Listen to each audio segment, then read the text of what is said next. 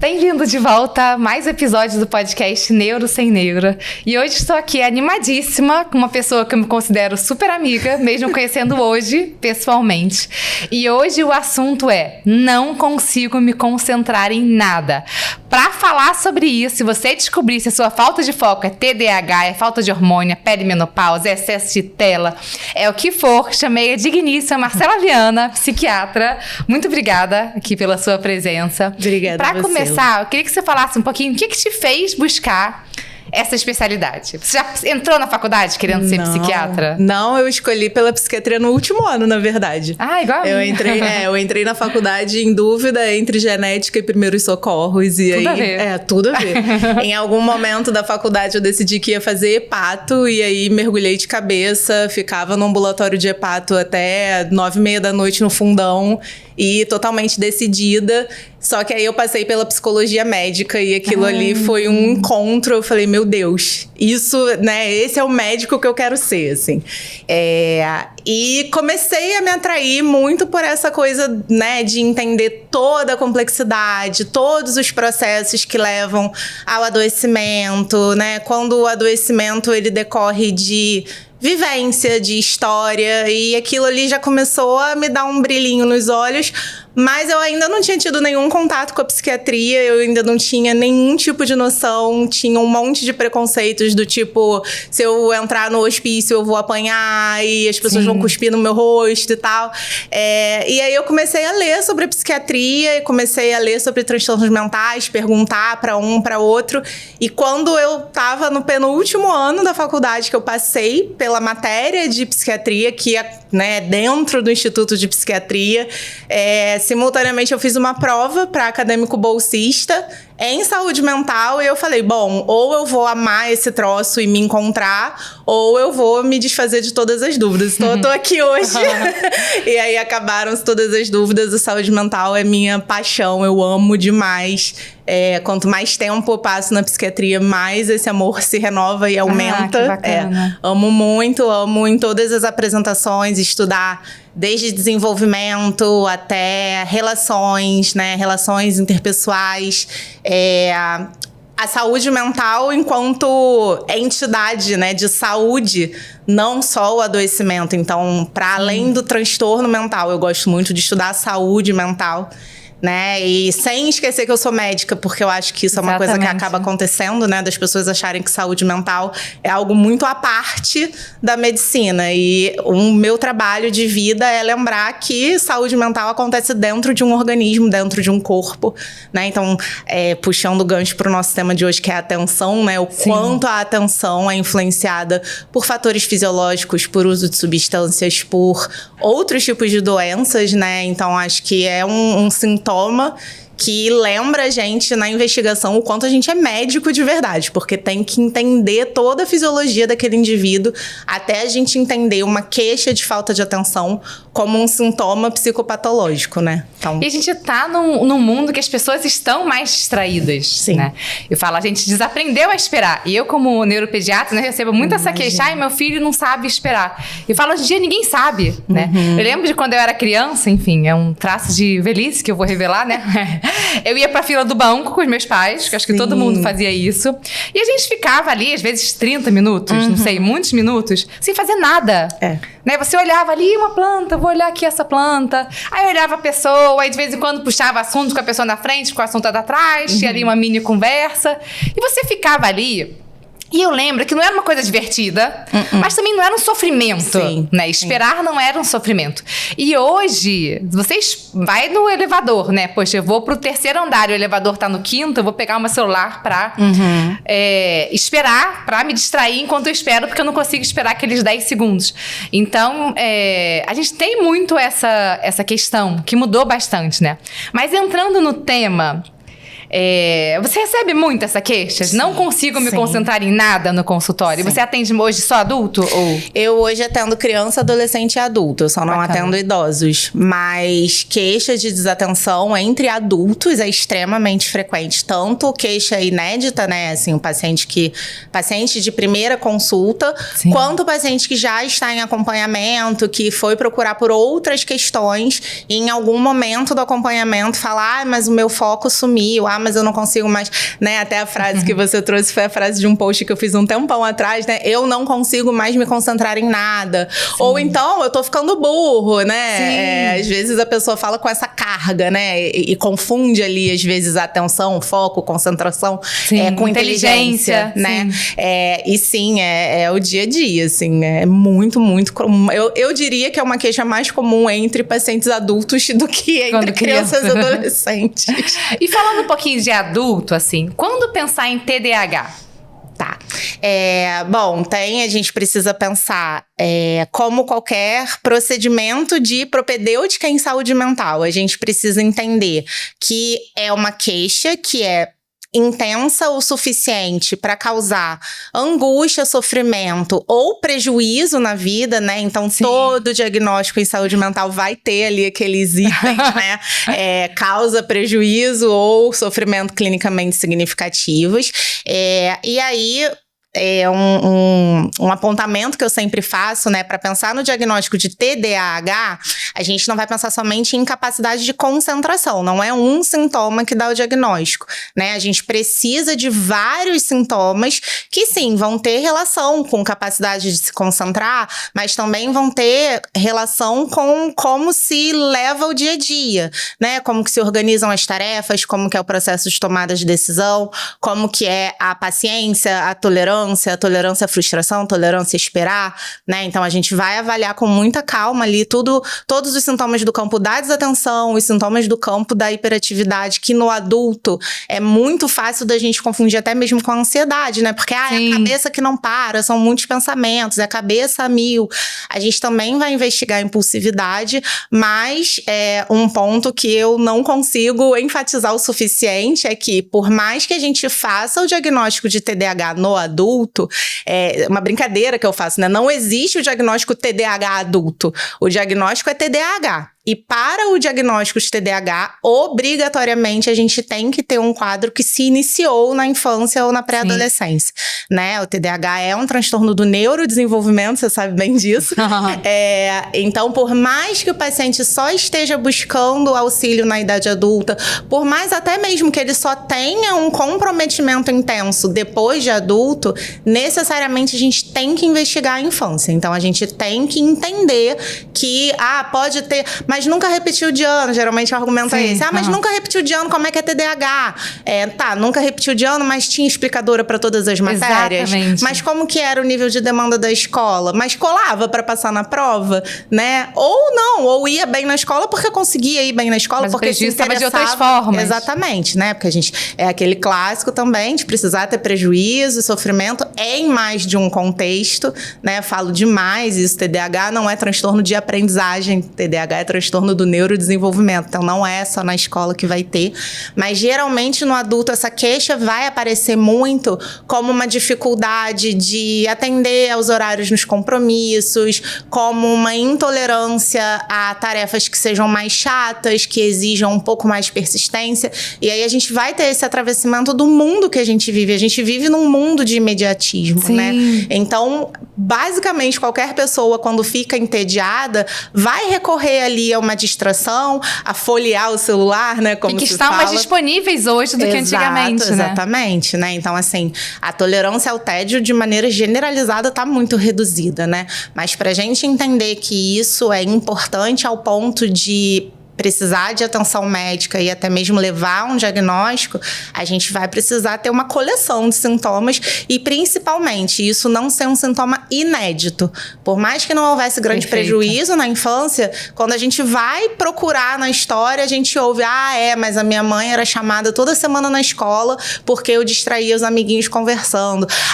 Todos os meus objetos tinham que ter meu nome porque eu perdia tudo. Nossa, minha mãe nem comprava mais merendeira merendeira, porque se eu tivesse que carregar uma mochila e uma merendeira, era fato que um ia ser perdido. Então, a gente vai fazendo, né, construção. Eu brinco, eu amo quebra-cabeça, né? Então, é sempre essa montagem de um quebra-cabeça ali na história. Por mais que a queixa seja nova, a gente vai encontrar indícios na história disso acontecendo ali desde uma idade precoce. E esse critério prejuízo, assim, eu acho ele muito difícil, né? Que aquele critério, qualquer transtorno que você pega mental tem que ter um prejuízo. Sim. Que é o que diferencia a gente das emoções naturais do ser humano.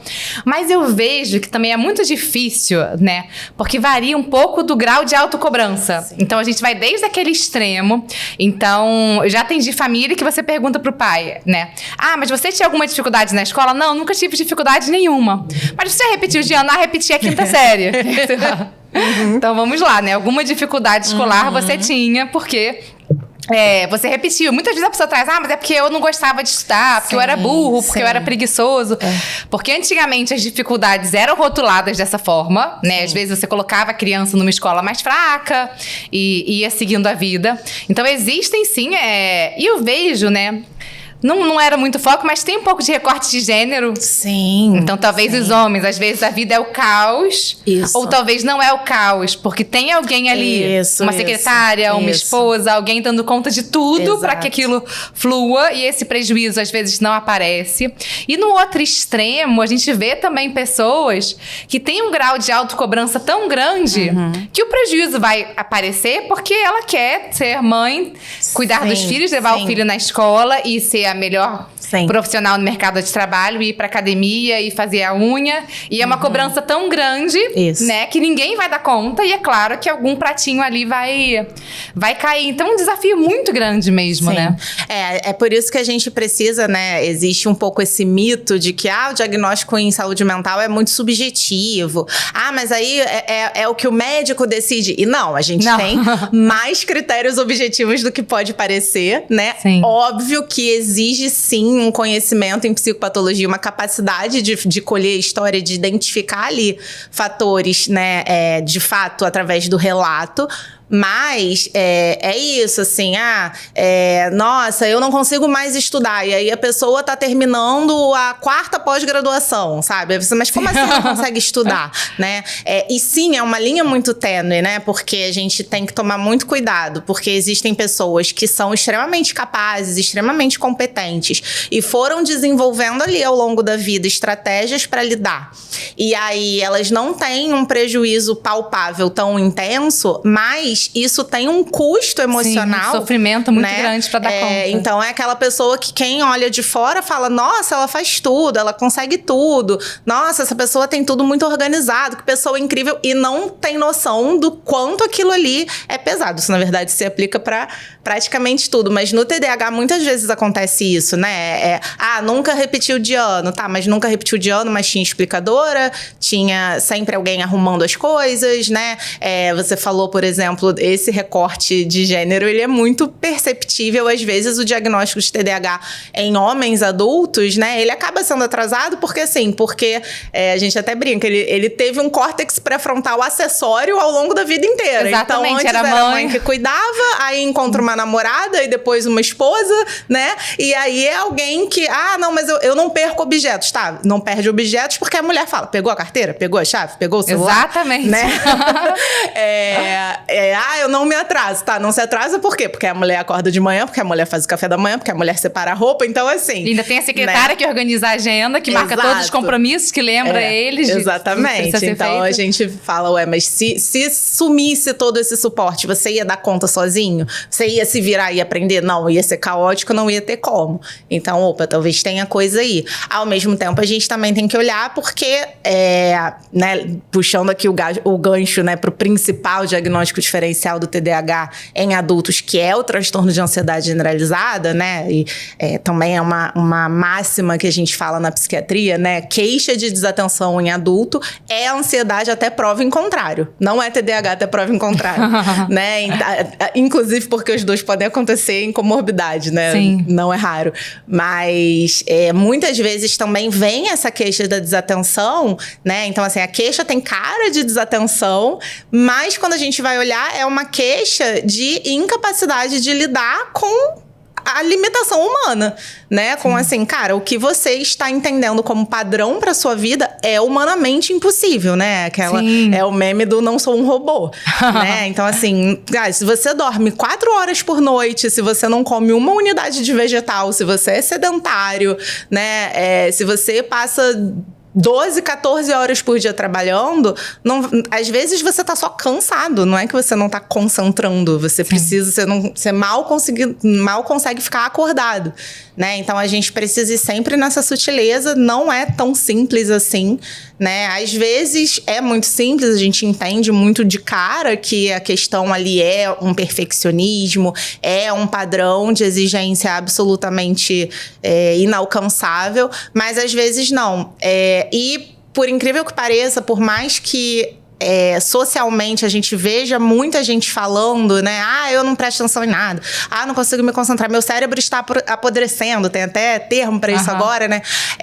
Ainda temos subdiagnóstico de TDAH. Então, também a gente vê esses dois extremos, né? Um monte de gente falando, mas o diagnóstico correto, um tratamento adequado, ainda não é realidade. Tanto por falta de acesso, né? Questões aí importantíssimas de acesso à saúde, principalmente em camadas mais vulneráveis socioeconomicamente, né?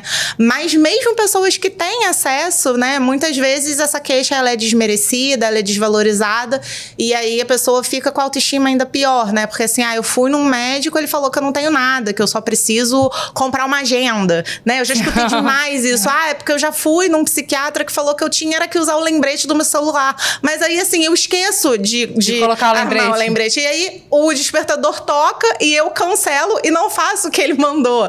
Então, não é tão simples assim. Então, a gente tem um contingente de pessoas em muito sofrimento, né? Que falam, cara, será que a vida é realmente difícil assim pra todo mundo? E aí, muitas vezes, o diagnóstico, um tratamento adequado, ele abre esse portal, assim, né? De, meu Deus, a vida não precisava ser tão difícil, né? E eu entendo que essa é a função do diagnóstico, né? É eliminar dificuldades que não fazem sentido na nossa vida, que já é difícil por definição, né? A gente já vive num tempo difícil, né? E um ponto que você falou que é muito importante, né?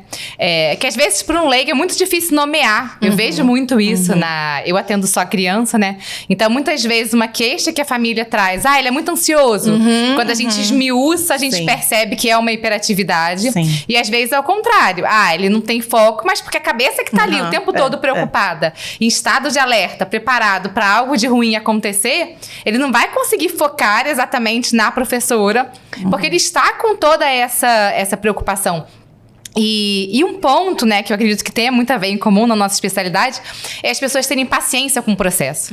Porque eu vejo que para criança já é difícil, né? Então, para uma criança, para adolescente, você esmiuçar se sintomas estão presentes desde os 12 anos é muito mais simples do que um adulto que com 40, que muitas vezes nem lembra, né? Ou ele vai ter ali uma história familiar que também depois de uns anos a gente esquece, né? Às vezes os pais não lembram mais, ou não dava a devida importância àquilo.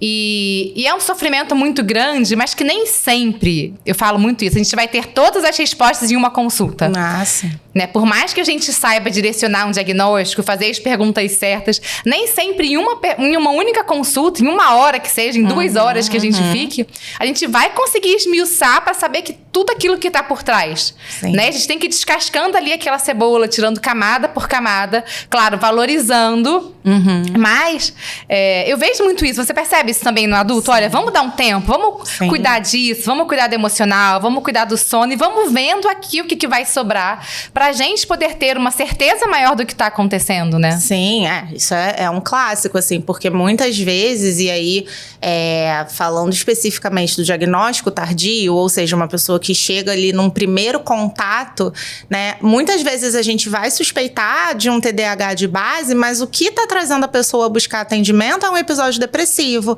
é um quadro de um transtorno de ansiedade, a pessoa tá tendo ali ataque de pânico recorrente, ou então tá passando por um processo na vida, né? né, tá passando por uma separação conjugal, ou então uma troca de emprego, ou uma crise existencial, né? Assim, né? Não sei se caso ou compra uma bicicleta, às vezes a pessoa tá ali, né? Exato, às vezes a pessoa tá ali, eu tô indo super mal na faculdade, tá, mas é por quê? Porque eu odeio, né? Então, assim, como é que você vai bem numa coisa que você odeia? Então, muitas vezes o que acontece é que existe essa pressa pela nomeação, né? E diagnóstico é importante, eu não vou endossar um coro de diagnóstico não serve para nada de forma alguma, né? O diagnóstico é extremamente importante, mas muitas vezes existe sim essa confusão de prioridade.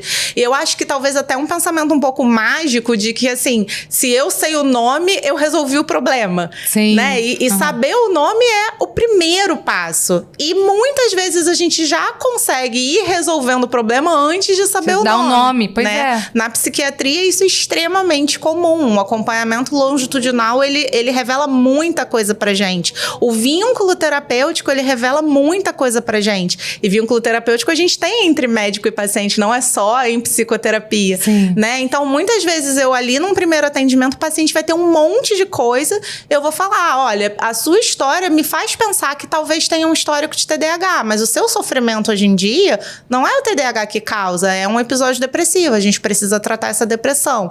Olha, sua desatenção, ela é clinicamente significativa, mas não tem como você ter uma atenção saudável com o estilo de vida que você leva, né? Então, muitas vezes a gente pode se atropelar, assim, se a gente pensar, entendi que é um diagnóstico de TDAH, preciso sair tratando, eu posso perder a oportunidade de tratar coisas muito mais urgentes, muito mais relevantes, e isso pode, inclusive, impactar no sucesso do tratamento do TDAH. Então, assim, muitas vezes também a gente vai receber o paciente e falar, olha, eu tô chegando aqui, mas eu acho que eu não tenho TDAH não, porque me passaram um remédio tal, que é para TDAH, e não adiantou, eu não melhorei. E aí você fala, tá, mas como é que é a sua vida? E aí é o caos, né? E você fala, cara, o remédio realmente... Remédio sozinho não vai fazer milagre. Nunca. Então, a gente precisa realmente... Eu uso muito essa metáfora que você usou de ir descascando a cebola, assim, né?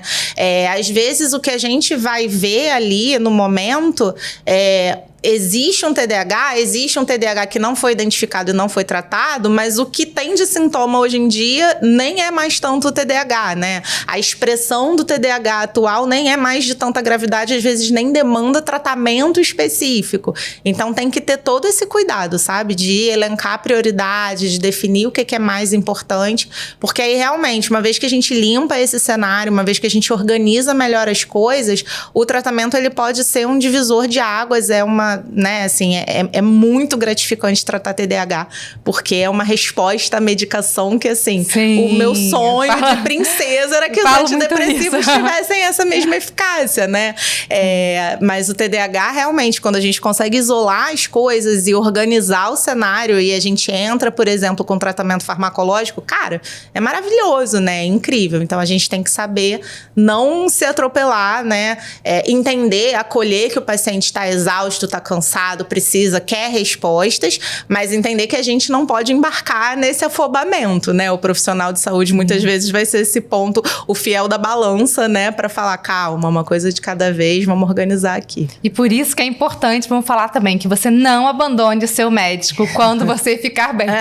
Porque senão a gente também tem todo esse trabalho, estabiliza e de repente, eu acho que tô ótimo, interrompo tudo, não volto mais. Sim. Eu acho que todo mundo que cuida de saúde mental passa por isso, né? E aí fica bem, e aí impede a gente de perceber ali os primeiros sinais de que algo não tá indo também pra intervir. Sim. E só volta quando o vulcão entrou em erupção de novo. Então é sempre esse alerta que eu gosto muito de dar. Obrigada. É um alerta muito importante. E falando de outro ponto agora, né? Você que também gosta de redes sociais, um assunto que está na moda.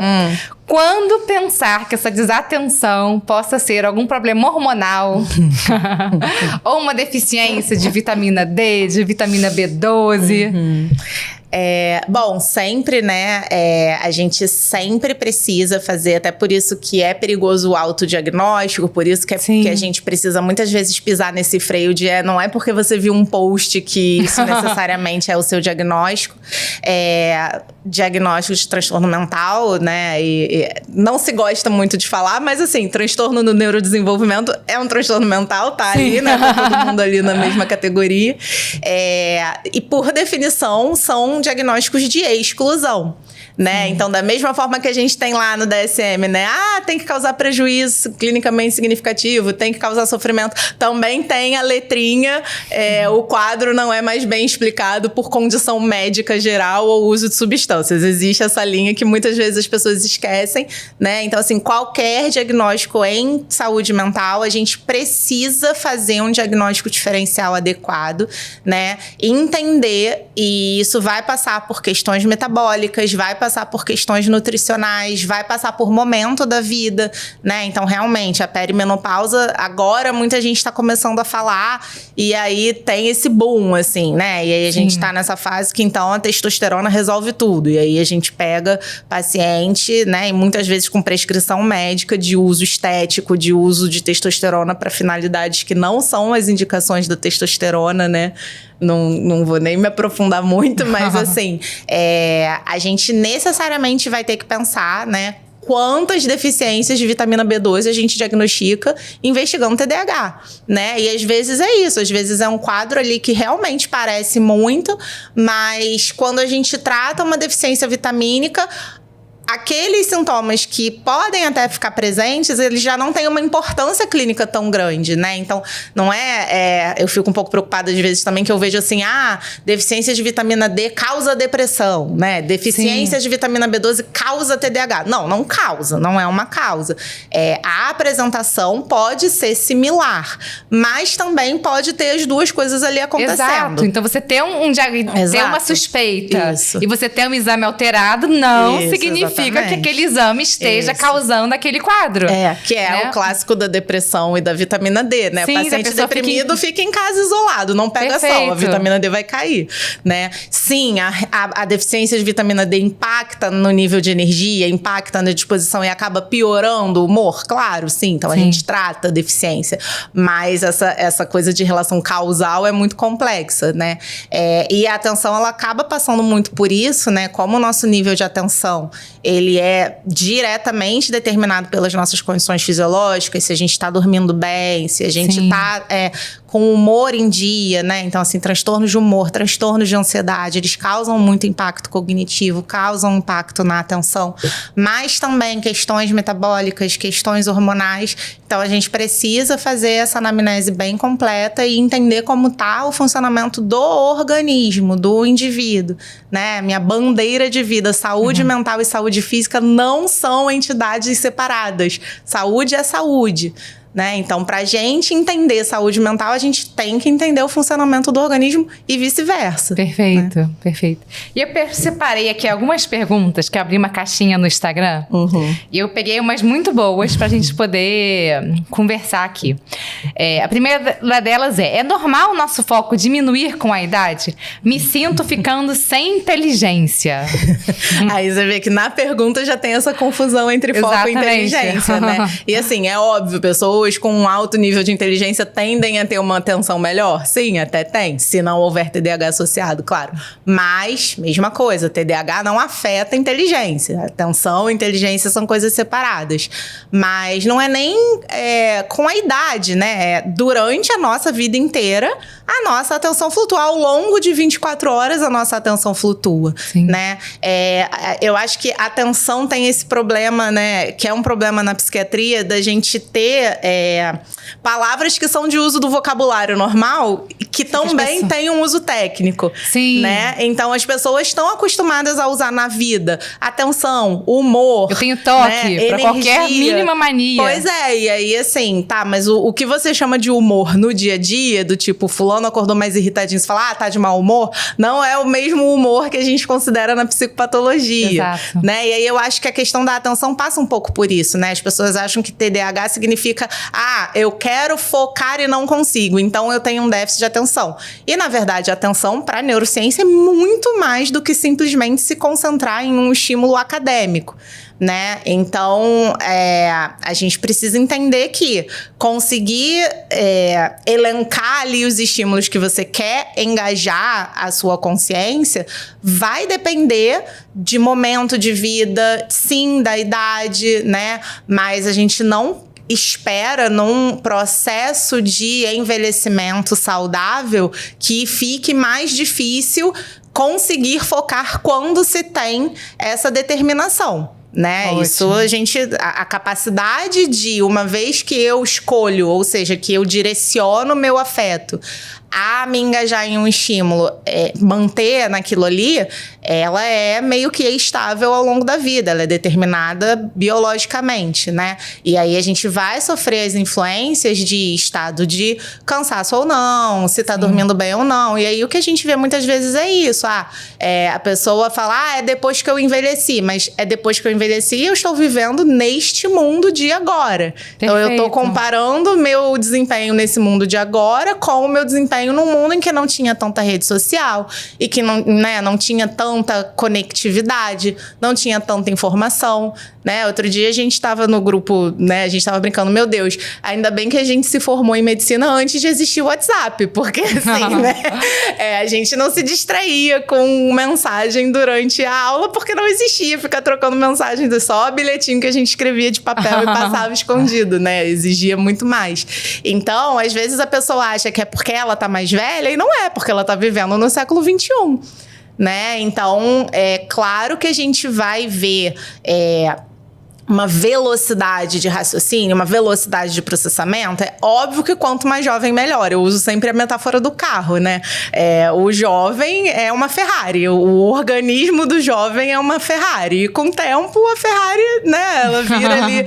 Pode virar até, né, uma BMW, mas não vai mais ser uma Ferrari. Então, não é para nenhum tipo de oscilação ser importante ao ponto de causar uma sensação de incapacidade ou de insuficiência, né? As oscilações que a gente vê ao longo da vida, elas mantêm ali um certo ponto de base, né? A gente tem... A ideia não é que a gente perca a capacidade de raciocinar e de prestar atenção. Não é. Tem que valorizar. As demandas, né? Falando agora um pouco de vista do ponto de vista pediátrico, né? O que eu vejo também é que as demandas vão aumentando. Sim. Então, às vezes, algumas questões que você dava conta, então pegando, por exemplo, as dificuldades na escola, né? Então, às vezes a criança, ela tem uma desatenção, o tempo de atenção dela não é tão grande, mas ela tem uma inteligência maior. Nas séries iniciais, né? Ela tem muito suporte, você não exige tanto daquela criança. Ela vai dando conta. Quando vai ficando mais velha, mais próximo do ensino médio, a demanda vai aumentando e eu posso não conseguir evoluir tanto. E às vezes isso vai aparecer só na faculdade. Exatamente. Né? Pode ser que na escola ele deu conta, né? Quando vai na faculdade, que aí já não tem mais inteligência de base, que faça você dar conta, né? Porque justamente se for um curso mais puxado e tudo, esses sintomas vão aparecer. Mas na verdade eles já estavam ali desde o começo. Não é que você piorou. Isso, é a demanda ao redor que aumentou e você não está mais dando conta como antes. Exato. E claro, o mundo, né? O mundo que a gente vive hoje é muito diferente do mundo de 20 anos atrás, de 30 anos atrás. Então é difícil mesmo fazer essa comparação, né? É muito desafiador. É por isso que a gente nunca vai se ancorar em somente uma queixa, em um sintoma, porque senão a gente tá perdido, né? A gente tem que entender como é a vida como um todo, né? E aí, por exemplo, a questão da atenção na idade adulta. A gente associa que a atenção é focar, mas assim, conseguir sair de casa na hora para trabalhar faz parte de uma atenção preservada, né? Conseguir lembrar que dia tal tem reunião tal, independentemente de ter que colocar 1000 alarmes, é atenção funcionando. Todo planejamento de você fazer as etapas para poder chegar naquele objetivo. Né? Ter uma conversa com alguém, estar ali presente na conversa é atenção preservada. Então, muitas vezes essa queixa vem ali, né?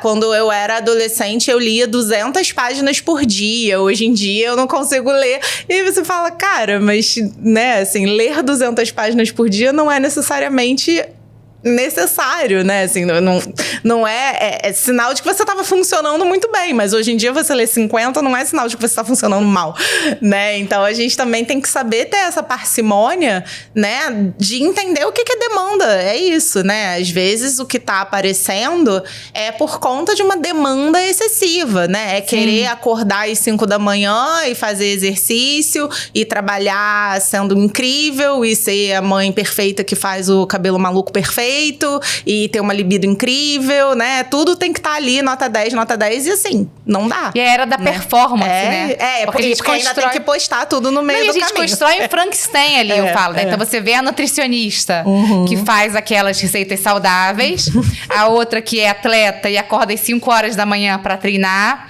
e a outra que é uma CEO de empresa, sendo que cada uma delas está sendo excelente ali em uma área. Exato. Só que como passa o nosso feed um atrás do outro, a gente acha que a gente precisa ser boa em tudo, e não vai, né? Isso, a gente tem que ser vai dar uma todas elas, Pois é. E existe, né? Existe esse nível de exigência e realmente, às vezes, essa autoavaliação, ela tá muito contaminada. Até por isso também que muitas vezes ajuda essa avaliação profissional, porque a gente espera que o profissional não tenha essa contaminação e que o profissional entenda, né, qual é o contexto de vida daquela pessoa, né? Entender que uma mãe solo de 3 que trabalha fora não vai ter a mesma performance do que uma pessoa solteira que trabalha em casa com horários flexíveis, né? Ou, enfim, tem contextos absolutamente diferentes. E o profissional tem que saber levar isso em consideração para entender se aquela queixa não tá querendo dizer outra coisa também. Porque às vezes vem um formato de queixa que a pessoa precisa é que alguém valide que, cara, o que você tá me pedindo é completamente incompatível. Você merece pegar mais leve. Você precisa e você merece pegar mais leve. E às vezes ninguém vai dizer isso, né? As pessoas só vão focar no que você tá devendo, no que você poderia estar fazendo melhor, né? Ou no que você está fazendo muito bem, né? E aí você começa a associar aquilo do tipo, espera-se que eu faça tudo muito bem. Então, muitas vezes também a gente precisa olhar o que está por trás ali daquela queixa. E muitas vezes é assim, tá muito pesado, né? Eu não tô dando conta e existe essa validação social de um profissional de saúde falando, você não tá dando conta porque ninguém daria e porque não é para dar. E tá tudo bem não dar conta de tudo, porque não tem como. Sim. E às vezes a pessoa sai sem um diagnóstico, mas sai com esse alívio, com essa tranquilidade de, nossa, realmente eu tô exigindo demais e não tem porquê. Sim, sim. E tem uma frase que eu gosto muito, né? Que eu falo muito também, que era... Na verdade, eu aprendi ela na yoga e eu levo ela pra vida, né? Que o equilíbrio na vida, ele é questão de movimento, não é questão de estática. Exatamente. Então, sempre que a gente fazia uma postura de equilíbrio, a minha professora de yoga, ela repetia isso. Permita ao seu corpo fazer pequenos movimentos. Você ficar travado na postura de estática, é mais fácil você cair. Sim. E na vida, eu vejo que é um pouco isso. Sim. A gente acredita que uma vida equilibrada, né? Então eu vou dedicar 20% do meu tempo à minha família, não sei quantos por cento ao meu trabalho, não sei quantos por cento aos meus filhos, não sei quantos por cento aos meus amigos e vou encontrar um equilíbrio perfeito e agora eu vou navegar pelo mar de calmaria até o fim dos meus dias, não é? Ou então ia deprimir por causa de tédio, né? Pois é. E na verdade não é. Na verdade o equilíbrio é você saber, olha, agora eu vou precisar dar um pouquinho mais de atenção pro meu casamento e o trabalho vai ficar de lado. Ou agora eu vou precisar focar um pouquinho mais no meu trabalho e a minha família vai ficar um pouquinho de lado. Agora eu vou dar um gás de exercício físico porque meu corpo tá precisando e isso é difícil, né? Porque a gente não consegue entender isso. A gente tem, né?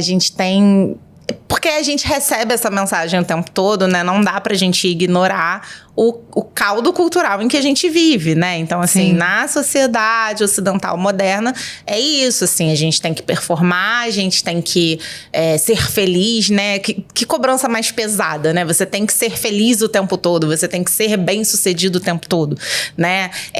E aí, a pessoa que tem uma existência humana, que é não ser feliz o tempo todo, que não é performar da mesma forma o tempo todo, que não é ter o mesmo nível de energia, de motivação, de disposição, de interesse, não é, né?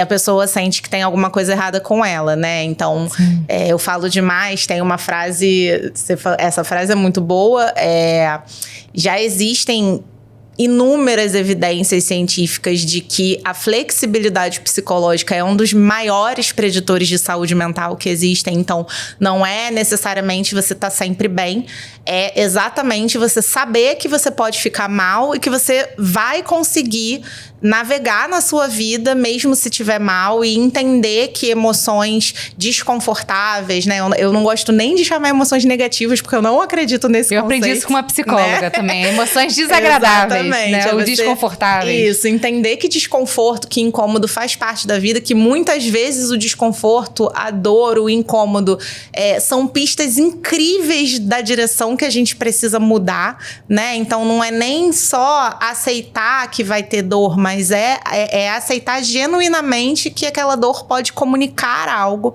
né? E através disso ir conseguindo fazer adaptações, né? Então, tem uma frase muito boa que a terapia de aceitação e compromisso usa muito, eu sou entusiasta, que fala: a vida não é um problema a ser resolvido, né? Porque o tempo todo a gente vai ter essa sensação, né? De que a vida é um problema a ser resolvido e que o tempo todo a gente precisa estar em prol de algo, em função de algo, e às vezes a gente pode só existir, que já é trabalhoso o suficiente, né? E nós não somos quebrados, né? A gente não é quebrado para precisar de conserto. Então, mesmo quando a gente adoece, a gente não tá quebrado e precisa de conserto. A gente precisa de ajustes, a gente precisa de adaptações, né? Essa é a nosso grande trunfo enquanto espécie, né? A nossa capacidade de se adaptar, inclusive emocionalmente, inclusive comportalmente, em termos de comportamento. Então, é isso, às vezes tem essa sensação de que existe um gabarito na vida, né? E que a gente vai fazer ali as questões e resolver. E aí, ufa, agora eu posso ser feliz, né? Ou agora eu posso viver. E não, a vida tá acontecendo o tempo todo e às vezes a gente, né, leva um tempão construindo alguma coisa. Eu gosto muito de usar a metáfora do castelinho de areia. Assim, às vezes a gente faz um castelinho de areia lindo, um plano incrível pra nossa vida, se dedica, se entrega. Só que a gente tá fazendo um castelinho de areia ali e vem uma onda e derruba, né? E a vida é isso, a vida é via onda de vez em quando e coisas que a gente planejou, a gente vê que não fazem mais sentido e tudo bem, a gente, né, reorienta, a gente vai construir outras coisas. Isso tem muito a ver com saúde mental, né? Isso tem muito a ver com entender que a gente não precisa de uma busca frenética para se sentir bem o tempo todo. Sim, porque isso é impossível, né? Talvez o conceito de felicidade com ser alegre. Isso, exato. O tempo todo, exatamente. Né? Eu lembro de um meme que eu vi uma vez que perguntei pra minha mãe o que ela desejava pra mim. Ah, meu filho, eu quero que você seja feliz. Caramba, eu preferia que ela quisesse que eu fosse médico, sabe? Que é mais fácil, né? Eu faço ali uma faculdade e acabou. Mas talvez por esse conceito de que eu vou encontrar um nirvana e aqui permanecerei pro resto da minha vida. E isso que você falou de flexibilidade, sei que vai fugir um pouco sobre um tema, mas é um assunto tão importante pra gente abordar, né? Eu vejo muito isso também, né? Que a flexibilidade é um dos maiores preditores, até pra você, pelo seu bem-estar, pra você lidar com os conflitos, pra você ter relações. Sim. Que é um outro fator, né? Exato, preditor de saúde mental. E hoje em dia, a gente tá indo para um extremo. Talvez, me decepcionou, não quero mais para a minha vida. Sim. E o que eu vejo de dificuldade, falando de flexibilidade ou de rigidez, é que normalmente quem é rígido não percebe que é rígido. Você vê isso? Vejo. Então, assim, a pessoa que é rígida, na verdade, ela está sempre achando que as coisas estão errado, que as coisas estão dando errado, ou que as pessoas estão agindo de maneira errada. Isso vai gerando um sofrimento muito grande, né? Porque na cabeça da pessoa, mas caramba, isso é tão óbvio. Como que você não está fazendo da forma X? Pela dificuldade, talvez, de perceber que, olha, eu posso enxergar que pra mim o certo é a forma Y, ou a forma Y vai me levar ao mesmo destino que a forma X. E isso também entra um pouco no TDAH, né? Porque a gente fala muito de desatenção, de hiperatividade, mas hoje em dia a gente sabe, né, que é uma questão das funções executivas que englobam ali o planejamento que você trouxe. E engloba também a flexibilidade. Que eu vi, olha, esse caminho aqui não está dando certo, né? Não está como eu planejei, e todo mundo gosta de previsibilidade, né? Exato. Você falou, peguei um acidente na ponte. Ninguém vai chegar, acidente na ponte. Cheguei, eu levei 30 minutos a mais. Ninguém gosta. Mas para algumas pessoas, isso vai desestruturar muito mais do que para outras. E isso também pode estar presente no TDAH. Pode. E acho importantíssimo, né, a gente lembrar, porque também rigidez é outro termo que caiu aí na boca do povo, inclusive rigidez cognitiva, né, que é um termo técnico super específico da neuropsicologia e tá todo mundo falando, né? E entender que nem toda rigidez é rigidez cognitiva, que nem toda rigidez cognitiva é sinônimo de autismo, né? Sim, então, perfeito. Isso daí daria outro episódio. Mas uma coisa que a gente fala muito, né, é a flexibilidade psicológica, ela depende de uma leitura do contexto, né? Contexto é tudo que está acontecendo fora da nossa pele e dentro dos nossos processos mentais, né?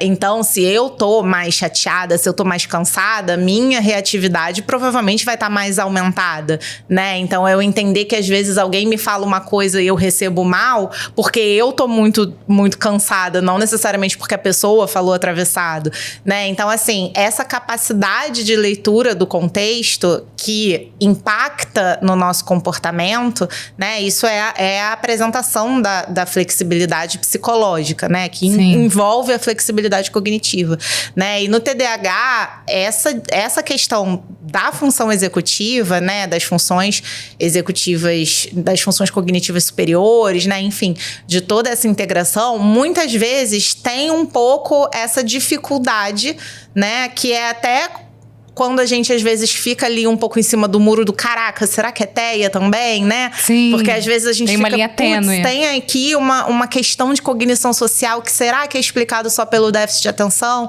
Será que tem alguma coisa aí do espectro autista, será que é impulsividade também que tá dando esse prejuízo social? E muitas vezes o TDAH, ele vai ter essa dificuldade de cognição social por dificuldade de integração de todos os estímulos, né? De todas as pistas ambientais, principalmente as pistas não verbais, e aí na hora de emitir o comportamento se embanana um pouco, né? E aí acaba tendo muitas vezes o comportamento guiado por regras, né? Que a gente fala, né? Essa coisa de, eu ajo assim. Tá, mas e se mudar? Não, é dessa forma que eu ajo, né? Sim. É a síndrome da Gabriela, do eu nasci assim, eu fui sempre assim, serei sempre assim, né? Então, no TDAH, muitas vezes a gente vê isso porque improvisar, agir diferente, exige uma coordenação de processos cognitivos que, às vezes, não rola, né? Sim. Exatamente por conta da disfunção executiva, pelo prejuízo de autorregulação, né? Pelo prejuízo de conseguir simultaneamente entender o que está vindo do ambiente, entender como aquilo está repercutindo em mim e entender como seria mais adequado eu agir para ter determinada consequência. Isso é desafiador para qualquer ser humano, né? Tanto que quanta gente aí não tá precisando e fazendo psicoterapia sem necessariamente ter um diagnóstico, né? Isso é uma coisa que eu enfatizo demais também. Nem sempre sofrimento é sinônimo de sintoma psicopatológico, né? Existem questões, às vezes, na vida que são gravíssimas, que são super intensas e não necessariamente... Na verdade, é sinal de saúde. E você, Dalia, pergunta capciosa, de que todo mundo precisa de terapia? Não, nem todo mundo e nem sempre, né? Não. Isso né, quase uma lógica manicomial, né? Assim, as pessoas não são capazes de desenvolver repertório de enfrentamento na vida se não houver um psicoterapeuta. Não é assim, não. A gente consegue. Muitas vezes é mais fácil, né? Muitas vezes é mais... Fácil foi forte, né? Mas muitas vezes é mais possível com o auxílio de um profissional. Alguém te guiando. Exato, mas nem sempre. Não é todo mundo que precisa de terapia sempre. Não é em todo momento da vida que necessariamente a terapia vai cair bem. E, principalmente, nenhum processo de terapia acontece se não houver uma disposição individual. Então, é outra brincadeira que eu faço com alguns pacientes. Você está indo a psicólogo ou você está fazendo terapia? Porque são coisas diferentes. Você pode ir semanalmente e não estar fazendo terapia, né? Então, não sou dessa lógica. E é isso, assim, é difícil existir e se relacionar, né? Nós somos uma espécie social. Não é coincidência que muito da nossa dificuldade, muito do nosso sofrimento venha da relação interpessoal. Seja familiar, seja conjugal, seja de amizade, seja profissional, seja acadêmica, né? Enfim, geralmente as queixas vêm ou porque alguém falou algo, ou porque a pessoa sente na relação aquele tipo de dificuldade. E isso é muito explicado, porque ser uma espécie social é garantia para o nosso sucesso biológico, né? Então, é natural que onde é mais importante seja onde tenha mais fonte de problema, né? E exige muita sofisticação de recursos, né? Que a gente vai adquirindo ao longo da nossa vida, através das nossas experiências, através da nossa aprendizagem, através da nossa história. A gente vai adquirindo repertório de como lidar com a gente mesmo, com o mundo, com os outros. E muitas vezes dá pane aí em algum lugar, que também pode ser causado por algum transtorno mental ou um transtorno do neurodesenvolvimento. E sim, a gente vai ver um agravamento. A pessoa com TDAH muitas vezes vai ter questões interpessoais por conta da impulsividade, por conta até mesmo da desatenção, né? Então, é aquela pessoa que chega ali com parceiro, né? Poxa, eu falo 1000 vezes a mesma coisa, eu peço 1000 vezes a mesma coisa e a pessoa diz que vai fazer, ela não faz. Como assim? Ela tá me enganando. E aí a gente vê a pessoa desesperada e fala, cara, eu esqueço mesmo, né? Quando eu prometo que eu vou fazer, eu tenho certeza que eu vou lembrar, mas eu não lembro, né? Então, sim, a questão interpessoal, a questão da rigidez por conta de falta de repertório, ela acontece com muita frequência no TDAH, mesmo sem o autismo. E esse ponto que você trouxe é muito importante, porque esses prejuízos, eles não vão afetar só aquela pessoa. Eles vão afetar também quem está ali ao redor, né? E eu vejo também, né, falando mais um pouquinho de redes sociais, assim, da importância, eu acho, de você ter um diagnóstico, de você entender os seus próprios sintomas e suas dificuldades. Mas eu acho que a gente pode partir para 2 extremos. Talvez a pessoa tá ali a vida inteira, né, tentando se encaixar num mundo às custas de muito esforço, né? Eu tô ali dando conta, mas às custas de quê?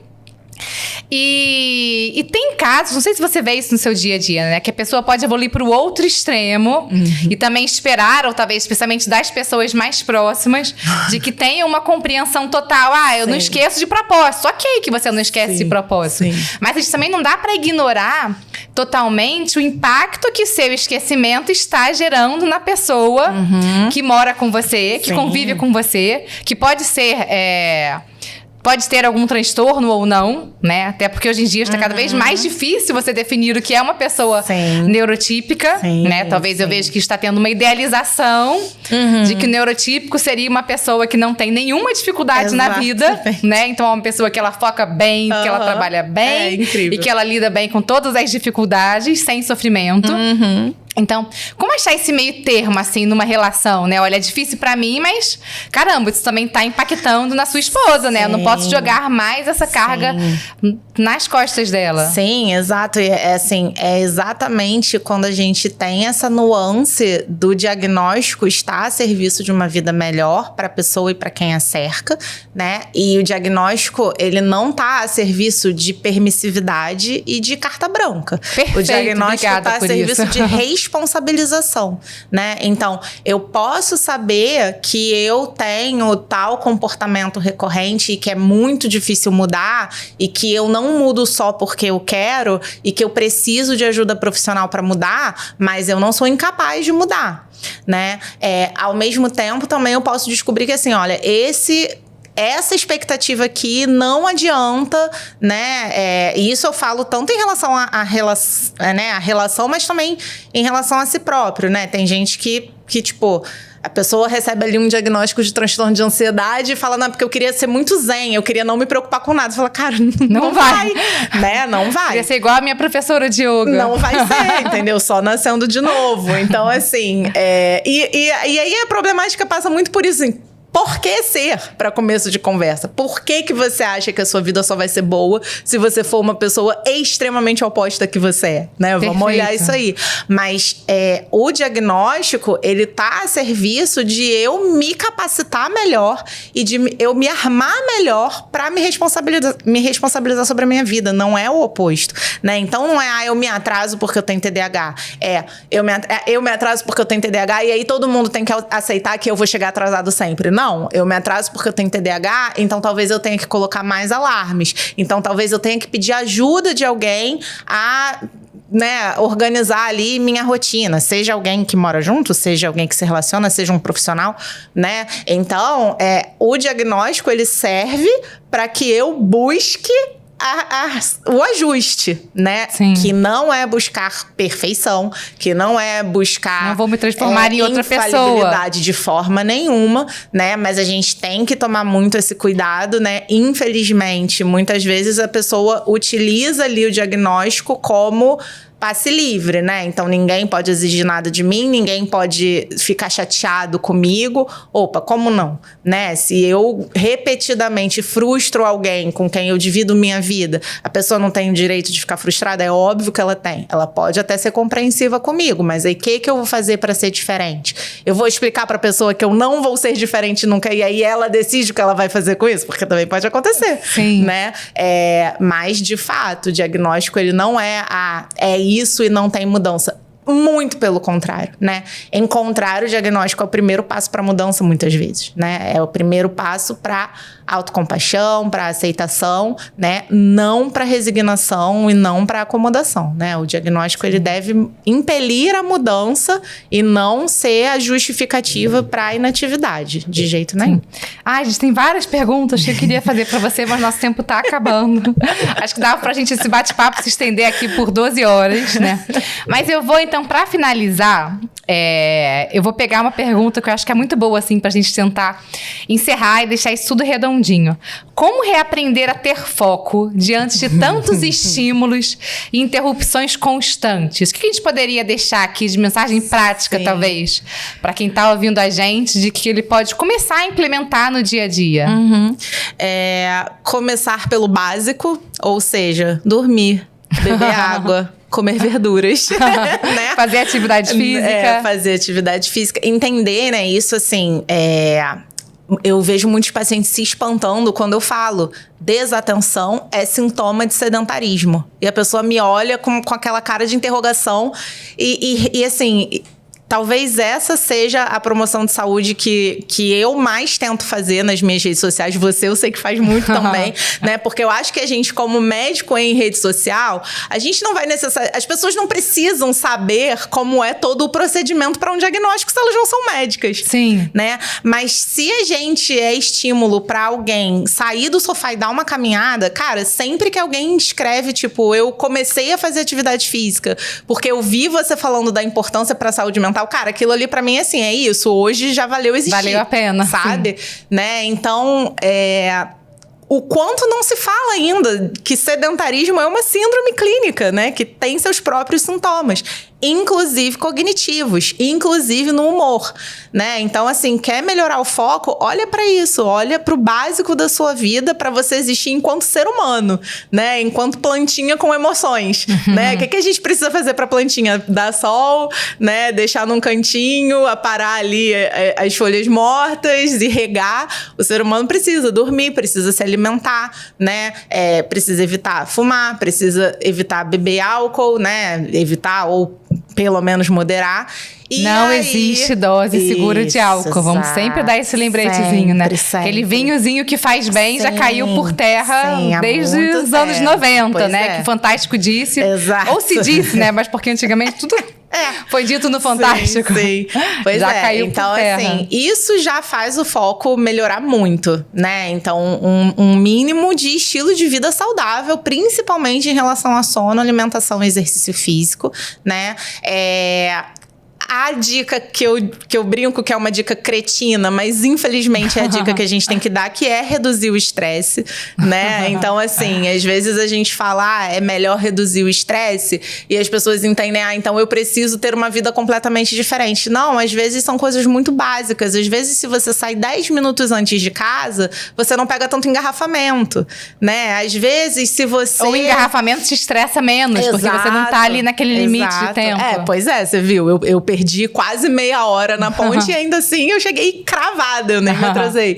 Então, assim, também tem o básico, que é vamos tentar moderar um pouco o excesso de estímulo, né? Então, quando a gente fala, por exemplo, do abuso das redes sociais, do abuso do celular, né?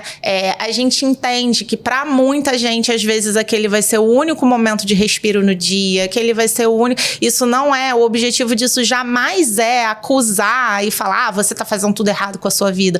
Mas, assim, muitas vezes a pessoa que fala, não, eu não tenho tempo para ler, né? Ler livros é uma excelente maneira de recuperar a concentração. A pessoa fala, eu não tenho tempo. Você fala, mas quanto tempo de rede social você passa no dia, né? Agora vou até fazer, tem Mac Livros, né? Que agora a gente tem até acesso ao livro digital gratuitamente. Eu descobri isso outro dia.